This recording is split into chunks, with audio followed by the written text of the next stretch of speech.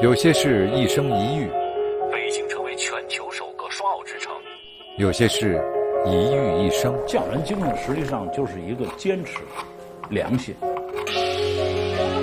日复一日与千载难逢，都是记忆。北京花粉季即将来临，困扰很多人的过敏性鼻炎应该如何预防治疗？包括我们打喷嚏啊、流鼻涕啊、咳嗽是其中之一。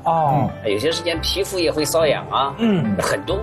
过敏性鼻炎久治不愈，为何会有哮喘的风险？不同病机如何辩证过敏的核心问题？咳嗽变异性的哮喘，实际上它本身就是一个哮喘，就是我们过敏性疾病发作的另外一个突出的表现形式而已。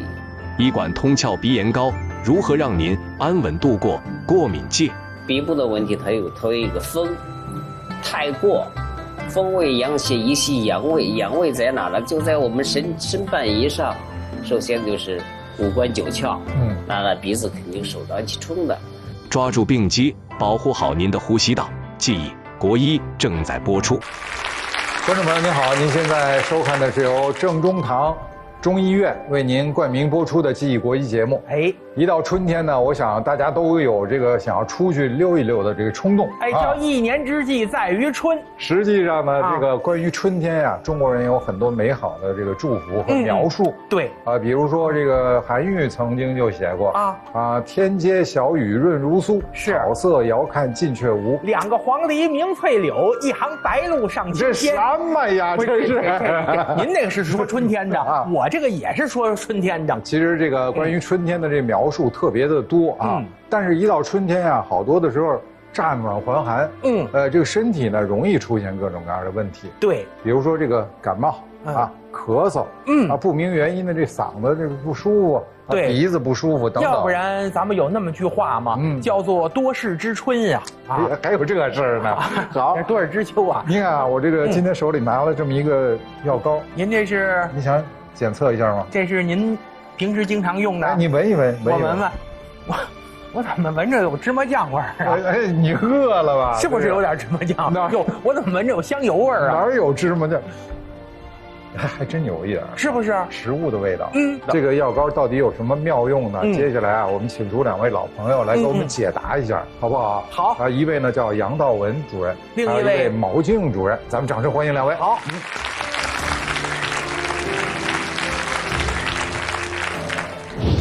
杨道文主任医师，师从国医大师曹恩祥教授，擅长治疗过敏性疾病、肺心病、支气管哮喘、肺纤维化等呼吸系统疾病。毛静副主任医师，从事中医肺病科临床工作15年，临床善用3学5针、数学药罐等中医传统疗法，通过内病外治、内外结合的中医特色疗法治疗肺系疾病。再次欢迎两位光临我们的演播室刚才呢，我们俩人也聊了一下你看一到这个春天好多的时候什么打喷嚏对，这个各种上呼吸道的这种不适特别多，是吧？这个为什么呀，杨老师？这个就是实际上就是我们讲一年之计在于春。是春风拂面。是。实际上中医讲的是什么呀？风为百病之长，是风邪是万病的一种起始。那么在这春天呢，容易出现什么问题呢？就是我们这个容易出现呼吸道的一些疾病。它就包括我们打喷嚏流鼻涕咳嗽是其中之一。有些时间皮肤也会瘙痒很多。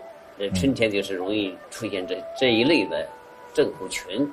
我们都讲它是风为阳邪，一系阳味，就容易出现这上窍的一些东西。这一到春天呀，原来我周围就有这么一位，这眼角也不舒服，老是迎风流泪，耳朵眼也老痒痒，浑身哪儿都不舒服，咔哧老蒯。说这个呢就是过敏，是吧？那个有这说法，反正春天容易过敏。这样的病患，给你讲一个这个故事吧。这也不算叫故事，是一个亲自的一个病例。这个病号是一个北京人，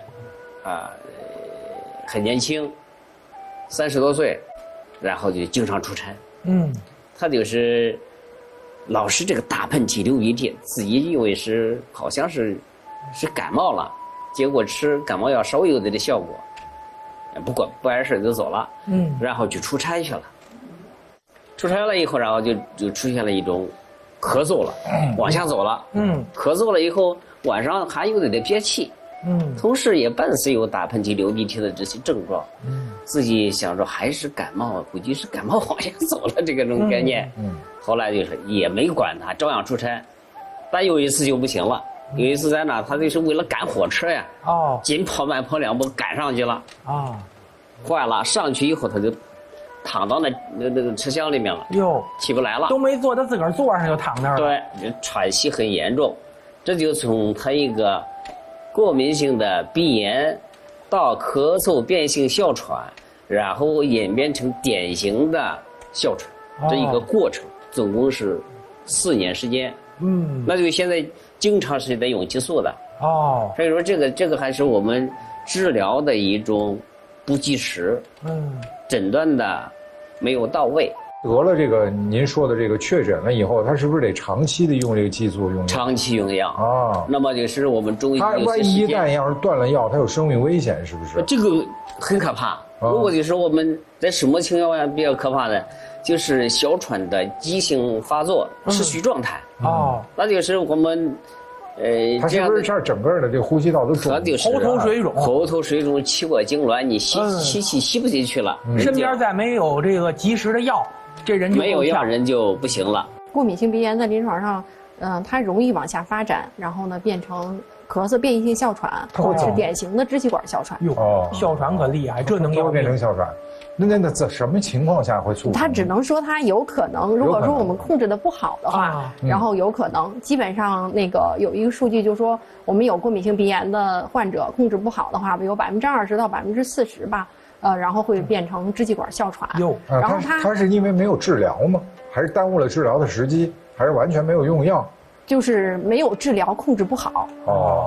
说到这个哮喘，好多的时候呢，有些人也会把另外一个症状就是咳嗽跟这个哮喘联系在一块儿哈。哮喘本身也咳嗽吧，杨大夫？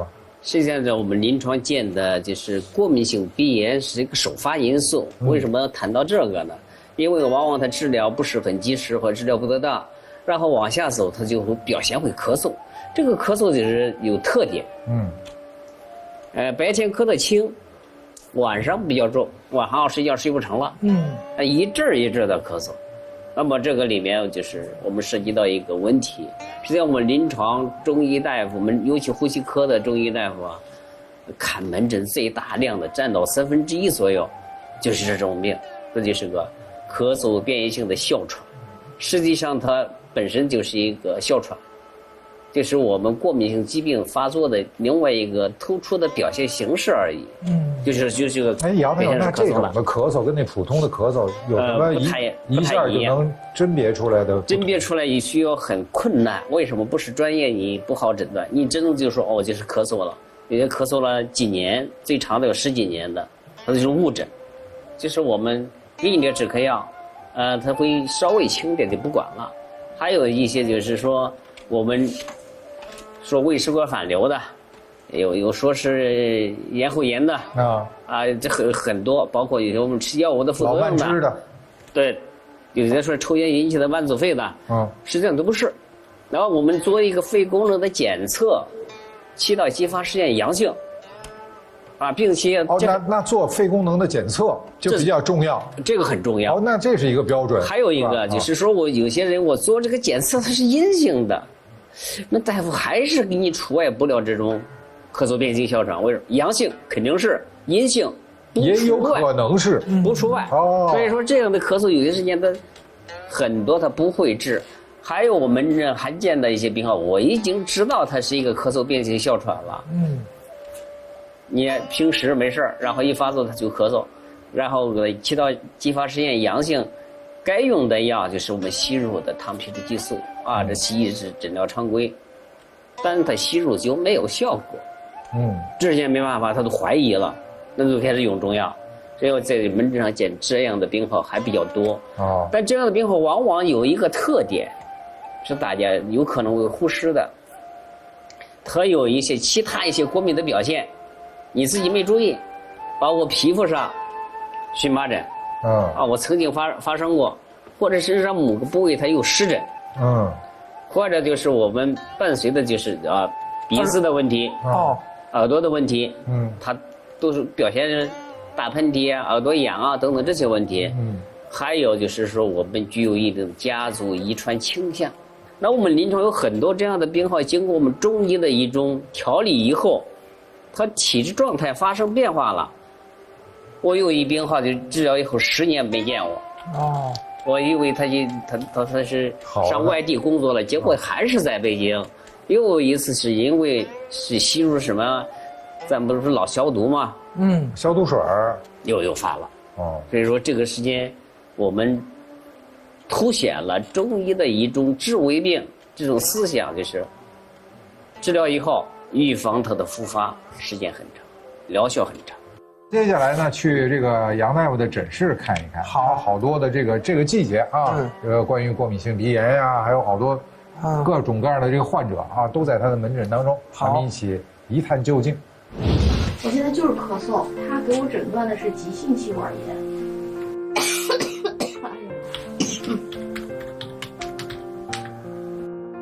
在杨道文主任的门诊，咳嗽、鼻炎、哮喘的患者非常多见。给我讲讲现在的情况。现在的情况就是这不是过春节我就一直没过来嘛，然后最近这2天又开始有点流鼻涕了。姚女士患有过敏性鼻炎已经有10多年的时间，这几年症状加重后，找到杨道文主任接受治疗。一般就是换季的时候，就是流鼻涕挺多的嘛。然后呢，之前呢，还会有就是咳痰，就咳那个小绿豆似的那种透明果冻状的那种痰。后来，时间长了，慢慢就比较大了，就像指甲盖这么大。然后呢，我就找主任看，然后我说这个不行，一看就症状厉害了，而且就是再厉害的时候就是有那种喘，比如说和吃辣呀或者什么的时候，我就会就是咳，然后就会喘得挺厉害的。后来我就找主任看，然后我一般就是厉害的时候就找主任来了，然后一好了，然后就不来了。很多患者像姚女士一样，在症状减轻后自行断药，这种情况并不利于病情的根治。你吃了以后，它症状缓解了，我们还可以吃一点消内风的一些药。消内风怎么消？根据五脏之间的关系，内风就归于肝。我们老是出现的肺开窍于鼻，这种咳嗽，这种包括我们打喷嚏、流鼻涕，这就是调肝和调肺之间的一种调和嘛。五脏和平共处，肺才不至于喘，才不至于发出声音来。过敏性鼻炎的季节性容易导致患者忽视本质问题。鼻炎，尤其是过敏性的鼻炎，它季节的发作，有些人仍稍微忍一忍，它过去了，程度不是那么重。这个季节过去以后，它的花粉的浓度随之就下来了。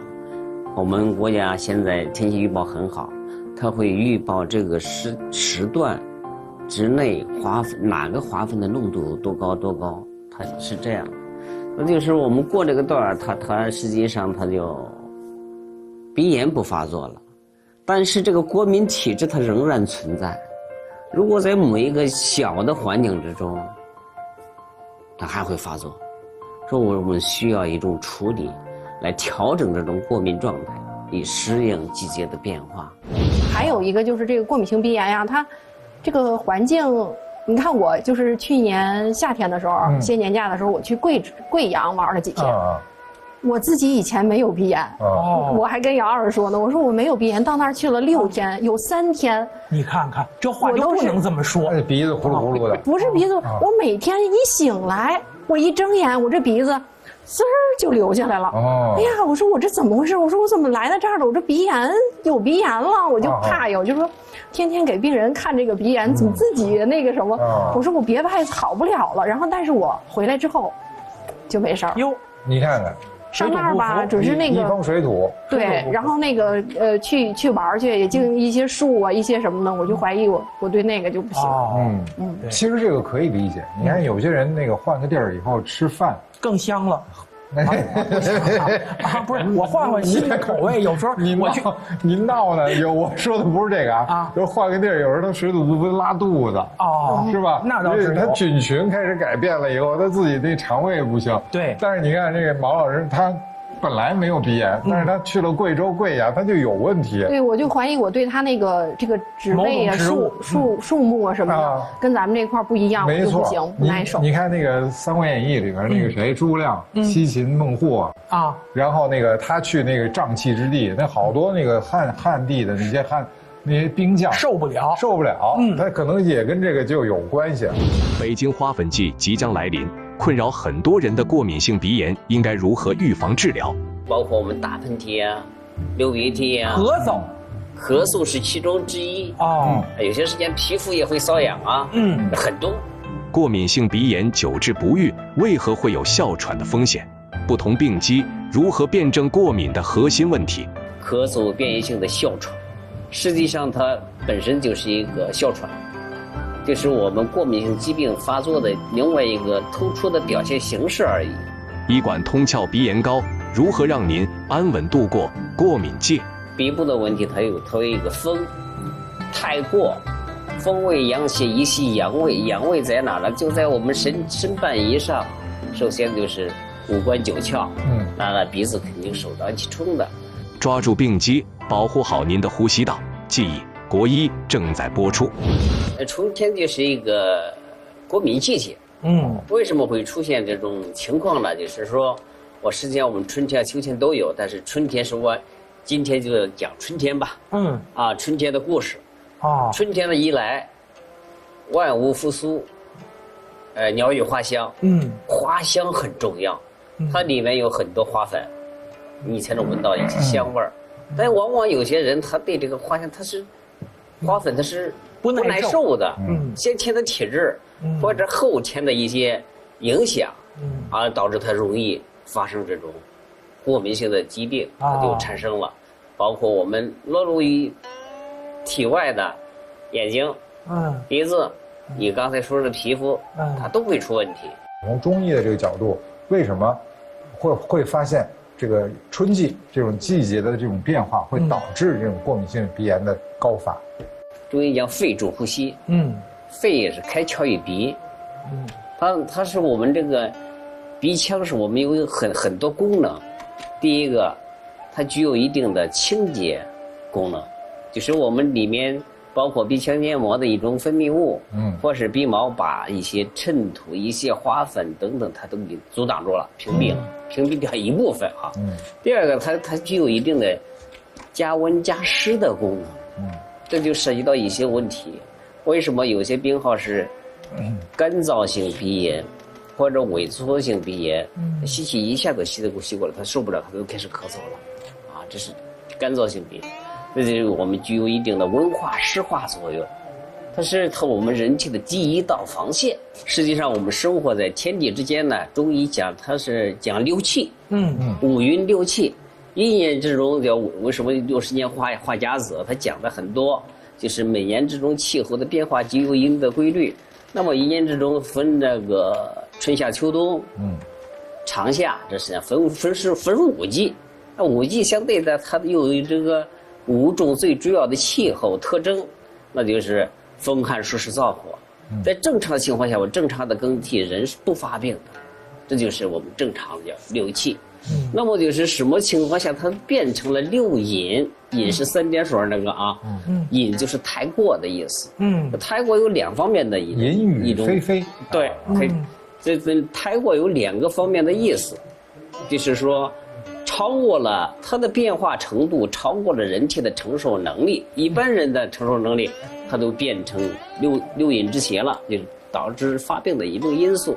还有一个，虽然是正常的一种更替，也在正常的变动范围之内，而我们某些人的承受能力比较低下，它就也对他来讲也变成六淫之邪了。比如说我们就讲风寒暑湿燥火，它是六气之一，但也是成为我们最重要的发病因素。这个为什么与肺与鼻子有关系呢？我们首先讲肺开窍于鼻嘛。那么就是为什么会出现鼻部的问题？鼻部的问题它有一个风太过，风为阳邪，一系阳位，阳位在哪儿呢？就在我们身半以上。首先就是五官九窍，那个鼻子肯定首当其冲的。那么这个胃气是从哪来的？这是很有意思。就是我们实际上人体啊，讲一个整体，它是生于下焦，成于中焦，宣发于上焦。所以说《内经》上有一种理论叫肺主气，树胃，胃是包围的胃，就是包围你，防卫你受到外界的侵袭，护城河，会好几道吧，好几道护城河，它就是这种作用。所以说它这个风过来以后，太过盛，然后就出现我风性开泄，就出现一种毛孔的一种开张，你的分泌物就会增多，这就风盛的一种表现就出来了。梁太有在中医的这个理论当中啊，这个过敏性鼻炎有哪几种类型？过敏性鼻炎，我们首先是分一个寒热，首先得分寒热啊。这个寒热很多大夫分不清楚。为什么分不清楚呢？我们《内经》是理论早就有了，病机19条里面讲的。你像刚才这个毛主任讲的说，早上起来要打喷嚏、流鼻涕，那是止都止不住，用卫生纸给他鼻子堵住，打到那程度。一说它是寒，它是热，但是它流出来是清水鼻涕。我们应该讲的一个《病机19条》里面讲一个，主病水液澄澈清冷，皆属于寒。就是水是清的那就是寒，流清鼻涕。还有一个抱柱下破皆属于热，就是来势很急噔噔噔往下。你说这两个吧，我既有一个寒象，又有一个热象，怎么分辨啊？这个时间就是我们需要结合其他一些舌脉或者咽后部的一些症状，这个时间就能区分出它寒热来了。这中医看的是整体考虑。首先是分一个寒和热，这两种是不一样的。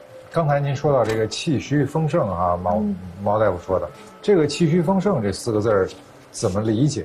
这个气虚就是正气虚嘛。正气虚。正气虚，正气虚首先是我们讲这个气是肺主气，它的虚弱防卫功能下降了，它就是一个气虚的整体的一种表现。包括有些时间我们会出现一种声低懒言，老容易出汗，容易疲乏，这就是气虚的一种表现。风是指风是有自然界的风吗？我们说是2种概念。第一个是自然界的风，就是我们讲春天来了，它是春风。春风里面它有很多一些其他一些物质在里面，它就会成为一种致病因素。那么还有一些内风，那风来了。你刮了以后，你自己你没有出现，我出现了，那我里面还有一些内在的致病因素，是内外勾结，发病了。那么这内风从哪来的？这个我们有学术探讨，也有临床一些表现。那有些病号就是说，我根本就像毛主任说，他从来就没有过敏现象，有一次治病，他就潜伏下来。譬如说，我们就是感冒了，或者是我们前一段这个新冠病毒的感染以后，原来没有过敏的体质，第2次才变成了过敏体质，这就是已经潜伏下来了。春季一来，花粉一吹，然后就是内外结合，它就发病。所以这个风其实这个是内外内风和外风，有表有里，有表有里，是不是有内音有外音？对，是吧？都有。今天那个杨主任他给我们带来了一样东西，方子，不是方子，好像是挺好的一个东西，反正是。那药膏？也不是，还不是那也不是，咱拿上来看看吧，是吧？给咱带礼物了，小饮料是吧？您这个是？这个是我的一个临床经验，做的一个代茶饮，不是，它是干什么的？它就是固护提高我们胃气的。那这个人如果就是风气冷风一吹，你就打喷嚏流鼻涕，赶紧喝这个。这不是防患于未然啊！哦，你每天晚上喝上，就这一个小盖儿，这里面这是个容器啊。哦，这个容量你看10毫升。每天晚上睡觉前你也不开吃啊。10毫升，它度数很低的。哦，这里边有酒精。老家的黄酒。您老家的黄酒？我老家是张仲景那个县的，邓县。哦，邓县啊。哦，河南。河南。哦。每天晚上10毫升，你就喝上1个疗程，一个疗程就是1个月就够了。你再遇见冷风吹，你就不会打喷嚏、流鼻涕，包括你手脚冰凉，它都会有所缓解。你可以尝尝吧。毛大夫去贵州之前，您没给人尝尝啊？他忘了带了。对，忘了带了是吧？啊，那咱尝一起举杯吧。一起举杯吧。好吧，来。好，我给宇哥倒上点。哎嘿，我倒吧。啊，咱们10毫升，带不到10毫升。您跟马老师喝那瓶，谢谢。我跟宇哥喝这瓶。好嘞，咱们拿这小盖喝。你们两位不来点？来点，我来点。我也不开吃。这里头不光如果要是我没记错的话，在咱们演播室里，尤其做国医人2位了，还真是啊，没先闻国医节目，先闻一下，黄酒，是女儿红的那个味道吗？啊，不是吧？不是。我给你讲讲，这不光是跟鲁迅先生说的那个啊，是吧？不一回事。孔乙己都是站着喝酒的。呵，哎呀，这味道还真不错，药味特别浓啊，药味特别浓烈啊，但是也有一点那个黄酒的那个，有一点是吧？有点那个感觉。您都给干了啊！哎，我这么好的东西我都舍不得喝，我得慢慢大味儿。我这个过几天这是这个，我们邓县黄酒也是比较有名的，和我们那个绍兴的那个不一样，那个偏甜，和这个发酵的酒曲不一样。哦。第二个，我们里面添加了一些药物，这个药物就是提高你的胃阳的阳气。那阳气盛了，你就不会怕冷啊。你就不会手脚冰凉啊。这样的病号就是我有很多病号就是喝完以后就，你原来包括哮喘，包括鼻炎，第2天不发作，第2年也没事儿。哦，它提升一种这个免疫力，其实从总体来说，而且呢。其实中医有这种药酒啊，这个舒筋活血的这样一种说法。对，好多的上了年纪的朋友啊，愿意有都喝点药酒。但是这个呢，这是杨大夫自己秘制的啊，对，是专门针对这个呼吸道的啊，这么一个保健品。好，那个你看到了这个春天啊，确实是会出现很多问题啊，有时候感冒在这个季节也特别的流行。那个马老师，您的诊室上是不是这些患者也比较多呀？就刚才我们说的这个有这种症状的。对，因为我们门诊主要是看的就是一些比方说感冒的、咳嗽的。春天开始呢，就从3月份，往年都是从2月底3月初，然后呢，这类病人就逐渐的增多。前段时间就接诊了一个病人，他自己说他，我感冒20多天了，然后都不好，吃点感冒药，哎，觉得好一点。不吃就又不行，然后他就来门诊问说这是怎么回事儿，什么情况？因为他自己在那个，就是在那个手机上也查嘛，然后他就说，我看说我是鼻炎，然后我就问他，我就说你这都有什么症状啊？他说我没有别的症状，就是一阵一阵的鼻子囔，鼻子堵，然后呢不舒服流鼻涕，也不影响干活。也没有说浑身难受，然后也不发烧，嗓子也不疼，就是有的时候呢，就是比方说扫地呀，或者是换被罩的时候啊，哎，觉得症状就会加重。其实呢，这个呢就是一个，就是过敏性鼻炎的一个表现，比较典型啊。对。其实你看，但是人们容易在这个季节里啊，把这个感冒和过敏性鼻炎搞混。就是这个里面到底他们之间有什么相同的地儿？但是它绝对的区别又在哪儿？您给我们讲一讲。其实这个过敏性鼻炎和感冒呢，它的症状呢，就是比方说，我们说的鼻塞、流鼻涕、打喷嚏，在感冒初期呢，这些症状也都有。但是呢，从它们的病因和表现上，还是有很大的这个区别。因为那个我们感冒呢，首先它就是一个病毒感染，然后呢，它会伴有全身的一些症状，比如说恶寒呀、发热呀，比如我们体温会增高，然后咽干呀、咽痒、肌肉酸痛，伴随着这些症状。但是过敏性鼻炎呢，它就是一个就是阵发性的打喷嚏、流鼻涕，然后还有就是李安老师刚才说的那个，有的还会伴有什么眼睛痒、耳朵痒、鼻子痒，然后呢，循环病史，有的病人还会有这种就是荨麻疹的这个病史。它这个主要集中在五官。是吧？它难受，它不往下走。而且呢，感冒呢，咱们都说一般吃药不吃药的，只要不是那种很严重的病毒，7天一般自个儿都能自愈。像您刚才说，这位患者都20来天了，那这显然可能跟这个感冒啊就没什么太大关系。哦，它病史的这个长短啊，对，从病程上咱们也可以区别。就像您说的，就是7到10天，如果我们普通的病毒性感冒，然后呢，我们就能够痊愈。但是这个过敏性的这个过敏性鼻炎，特别是这种季节性的过敏性的鼻炎，它就会有一定的季节性。但是我们这个过敏性鼻炎呢，它分2种，它有一种非季节性的嘛，就是非季节性的呢，它就是不论这个季节，不论季节不季节，这就随时可以发作，随时可以有。好多人都这样。那个杨大夫，那在您的这个诊室当中啊，您比如说这个季节是感冒的人多呢，还是这个过敏性鼻炎的人多？在这个季节啊，实际上是一个冷暖交替，气温呢，有些时间高，有些时间低，感冒的也多，但是这个季节呢，已经发现一苗头，鼻炎的逐渐上升了。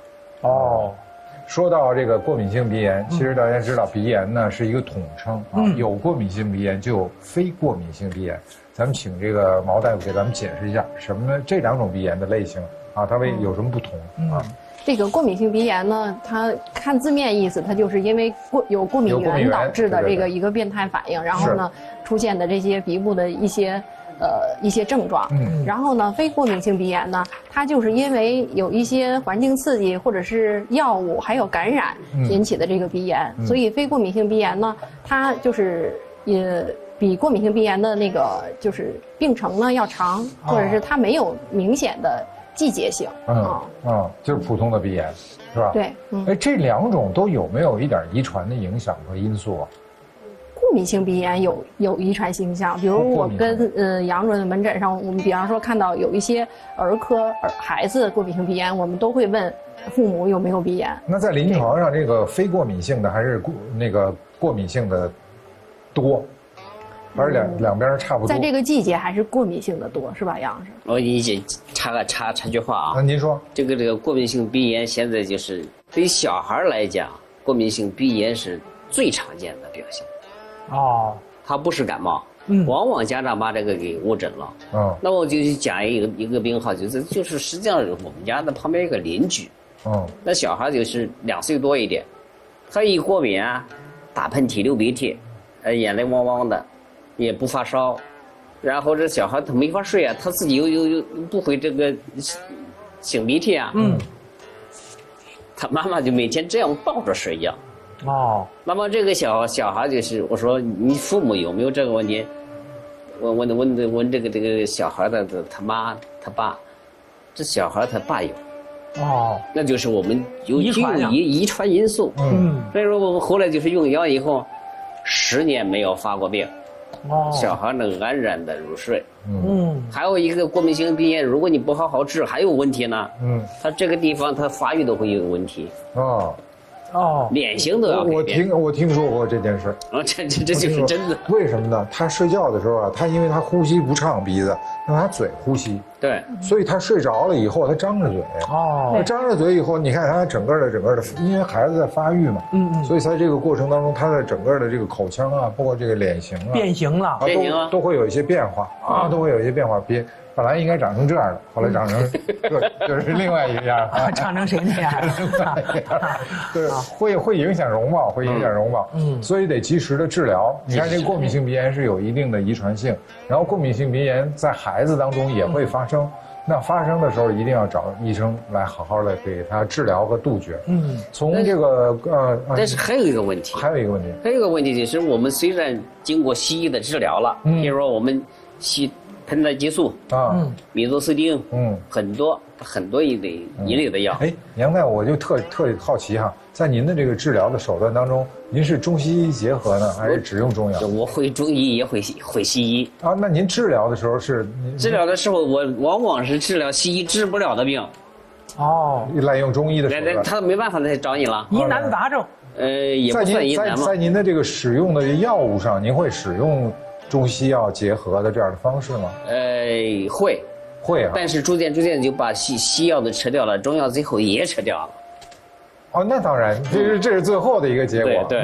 毛大夫，您呢？我也会，因为他在急性期的时候，或者是他有一些病人，他本身他就吃着抗过敏药，然后就没有什么效果，然后呢就会让他来药了。对，明白。吃那西司敏啊，什么对，没有用。因为来我们这儿看的大部分都是自己就是。吃点什么简单的药，本来就咱们大家也是感冒了之后，吃点简单的药好了也就好了。对。他那个是吃抗过敏药，然后不管用了，然后来到门诊。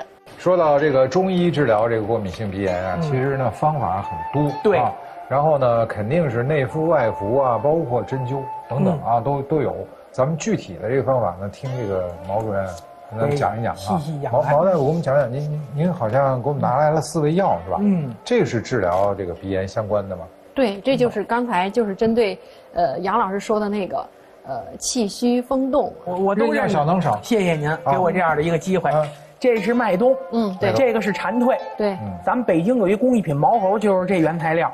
这个呢应该是这个，我想想啊，黄芪，对，黄芪。这个呢，您看，这叫姜蚕。哟，蚕宝宝刚问的毛老师吧？不是，我们对了对，我也知道这叫姜蚕，这叫姜蚕呀，按一叫法不一样。这看着也像动物啊，有点像那个，就是蚕呐，就是动物，这是我们那个制作丝绸，就是那个蚕，就这个。它主要的这个配合起来有一些什么功效？是这样的，我们这4味药呢，是我们呼吸科大夫常开的药，比如说我们气虚，我们就给他补气，补气呢补肺气，然后呢养肺阴，补气呢我们就用生黄芪，它本身就有益气固表，然后补气生阳的作用。是。然后我们还用到一味药是麦冬，麦冬呢就是滋肺阴的，我们说是肺为焦脏嘛，喜润恶燥，所以呢我们就经常用润肺的药。我看有人经常也拿保温杯，这2个搁着一块泡着喝。对，这个呢就是强我们的内在，就是补气。这2味药呢就是祛风。祛风也可以说它平息内风。这2味药呢，比方说蝉蜕呢，它有疏散风热，它还有息风止痉的作用。然后呢，姜蚕呢，它有祛风止痛、息风止痉的作用。因为它们都是虫类药，所以呢，用杨老师的话说呢，这2味药都属于风药，是吧？都属于风药。它本身，因为我们呼吸道的疾病，特别是我们咳嗽、变音、哮喘呀，还有这个支气管哮喘呀，它本身就有气道的挛急，所以呢，它能够，解痉平喘。那其他的这个治疗手段还有没有？可以用一些针灸的方法，然后包括穴位按摩的方法。过敏性鼻炎用针灸治疗，大家可能还不是特别的清楚啊。接下来随着我们的摄像机的镜头，咱们去诊室看一看医生具体是怎么用这个针灸来治疗这个疾病。好，针灸治疗鼻炎的优势呢，就是说，我们扎上针之后，比方说鼻塞的，咱们可以让它立马通气，主要是见效快。但是对于它持久的问题呢，我们还是需要它1个星期来每天扎2到3次，然后配合口服汤药，这样呢效果会更好。2个眉毛正中间，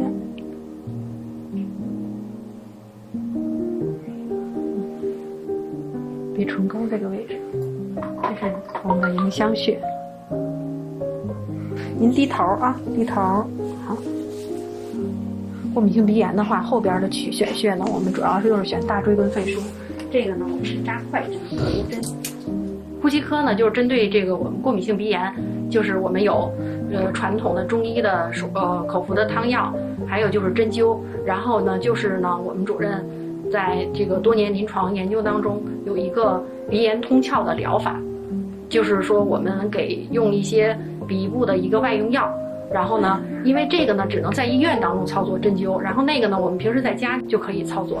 咱们节目一开始的时候，你记得我有一个药膏，你还记得吧？对了，这是2位老师今天给我们带来的这个是非常特别的，他们这个经常使用的治疗这个也是鼻炎的这样的一个药膏。那您要说是杨老师、毛老师带来的，肯定是治疗这个呼吸系统方面的。你要不要那个？我刚才都闻了一下，抹一点。我待会儿再抹，我先听听是干什么的，我别盲目。聪明的患者啊。然后两位老师给我们讲讲这个药膏，它叫个什么名儿？这个就是一个那个鼻炎通窍的一个药膏。哦，鼻炎通窍。对，这个是我们平时治疗过敏性鼻炎的时候，用杨老师的这个方子，我们做的做的那么一个外用药。哦，也是杨老师的方子。对对对，也是杨老师的经验方子。这里头为什么有淡淡的那种香油的味儿啊？是有香油，因为它里边有香油。您看，就是拿一些就是用一些药材，然后拿这个香油泡。因为我们这个泡的时候有一些通窍的药，还有一些活血的药。活血的药里边有味紫草，紫草它本身它就是带颜色的，泡出来就这个颜色。哦，紫药膏。在古代是染布的，染布用的。对。看着跟山楂膏似的。那它对你来一口，我再没关系。那个那它的这个具体的使用方法，针对的对象都是什么人？这个就是我们用的时候呢，我们一定要就是指导病人，让他用海盐水先把鼻子先清洗完了之后，把这药膏涂抹到鼻腔里，拿棉签涂抹到鼻腔里，塞进去不就是给它均匀到涂抹到鼻腔里，然后让它往上往里涂抹。尽量的往上往里，然后让它有一个。你说过的鼻炎是怎么？新冠的。你参照那个，达不到那个深度，不用打那么深就行了。有那种酸胀感。明白。你就尽量的往里去，是吧？给它涂抹均匀。对。然后呢，什么时候涂？涂几次？就是每天早晚各一次就行。每天早晚各一次。毛老师，这个是预防还是治疗啊？它有治疗的作用。它有治疗的作用。对，本身就是我们口服汤药配合着一些针灸呀，还有这个药膏的外用。我们临床上有一些病人，比方说鼻子不通，然后到治疗室，扎上我们那个，特别是还有杨老师一个经验穴嘛，我们再给他做一个这个治疗，让他早晚。这等于是后续的这样一个辅助，可以长期涂抹。而且我刚才其实闻了一下，然然不是一直说它有一点食物好像是香油的味儿吗？对对对，它的确它刺激性也不是特别大。是吧？是。然后呢，你这个便于你长期这个使用。这么一盒贵吗，杨老师？不贵。那我收下了。那在我们的生活当中啊，有些人得了这个鼻炎啊，其实深受其扰。有没有一些什么辅助的一些自己能够做的一些保健啊，或者什么之类的这样的方法？我们可以做一些穴位按摩。穴位按摩穴位按摩也是按照我们针灸的一些穴位。比如说，我们推我们的迎香，就是用2个食指的指腹，然后呢，这块不是迎香穴吗？就是鼻翼外侧这儿。鼻翼外侧两边。对，然后往上推。要有一定的力度，有酸胀感，往上推，往鼻根处推。然后呢，推揉30次。30次啊？对，30次。给推热了是吧？对，然后可以点按迎香穴，然后点按，然后30次。还有就是我们的这个眉心，说是眉心，然后这是个穴，这是个穴位，印堂嘛，就是2个印堂穴。对对对，印堂穴。然后呢，我们可以给它。用我们的就是食指的指腹，也是往上推，按压着往上推，推到往上推，推到那个就是前发际线正中的方向，这么推，然后让它有一点酸胀感。还有就是我们用我们的这个拇指的这个关节，按发际线上1寸，我们这个上兴的是这个穴位，点按30次。点按30次。对，每天来30次。就是这一系列吧，一共是4步，2推2按。然后呢，早晨可以做一次，早晨做一次，就是这2推2按，就一个来回。然后呢，晚上我们看电视没事的时候也可以做。这个就是穴位按摩，它起到一个预防保健的作用。2推2按。其实毛大夫刚才说的这个保健操啊，对于这个鼻炎患者来说挺实用，而且也特别简单。你看它的穴位主要都是围绕在这个整个的这一带啊，它并没有在别的地儿。太多，而且容易记，容易记。2推2按就一下记。如果您在这个季节突然就是偶感这块有点不适，您可以用这种手法，是自己先来缓解一下，至少试一试。对，当然了，如果您要是有这个杨老师送我的这药膏，是吧？再抹一抹呢。这个杨老师并没有答应说准送您呢。那个特别感谢2位医生光临我们的演播室，好，给我们带来一些关于这个中医的很多的一些具体的治疗的方法呀，包括它病理的这个形成，其实我觉得也是一种对中医的了解。是的，怎么说呢？中医不光是治疗身体的一种方法，它其实也是中国人的某种生活方式。哎。